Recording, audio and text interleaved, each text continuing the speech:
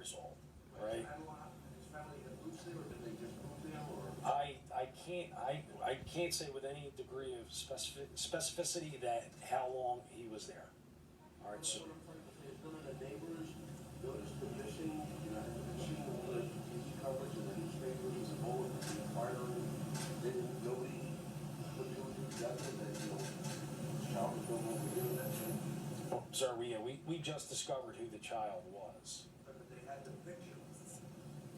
Where the picture. Right. I can't answer that question, sir. I don't know what the neighbors knew or didn't know. Was there anything else with the investigation, the evidence that was collected that rang a bell for investigators when they went back? You talked about that JCPenney box, that green blanket. Was there any other piece of evidence that was collected so long ago, 65 years ago, other than that DNA, that started to make sense once you got that family picture? Yeah, there are a couple pieces of evidence in our custody. All right, one of which we're doing an examination for possible DNA. All right, it was an article of clothing that was left at the crime scene.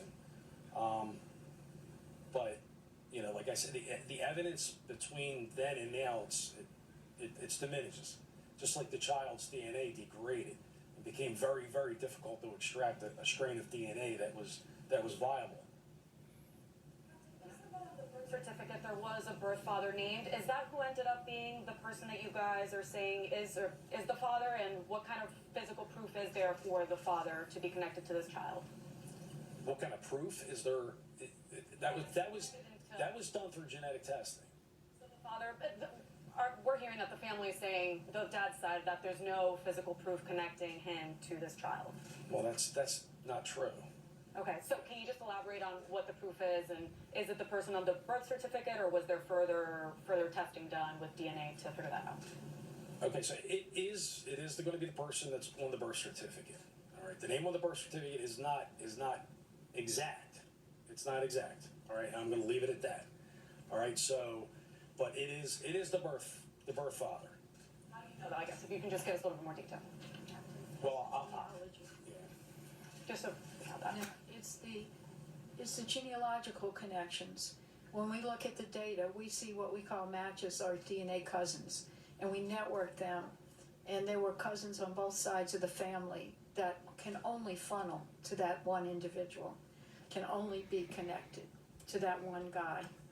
And so that's how we identified the parents, the family, and so on. There is all of that in place. Question for Captain Smith. If you could talk a little bit about where the investigation goes from here. Are you adding more people? Is there going to be a re-interview of all the family members? How would you classify where it goes from here? And the other point is, could you talk about how there's a possibility the killer might even be dead? Or since this happened so long ago, the key people that you would have wanted to talk to might not even be alive anymore? Okay, so one of the things that I'm hoping comes out of this press conference is that we receive an avalanche of tips from the public. We're going to filter through each and every one of those tips, but in that avalanche, there might be a diamond in the rough. I'm hopeful that there's somebody who is in their mid to late 70s, possibly 80s, who remembers that child.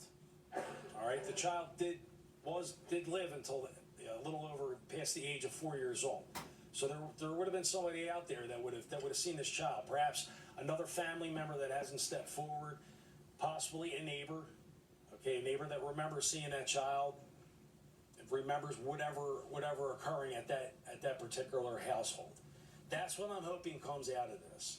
Of course, we're going to be revisiting the family members. The assigned investigator. We just had a member down at the homicide unit. So like I said, this remains an active investigation. We're going to continue to work this.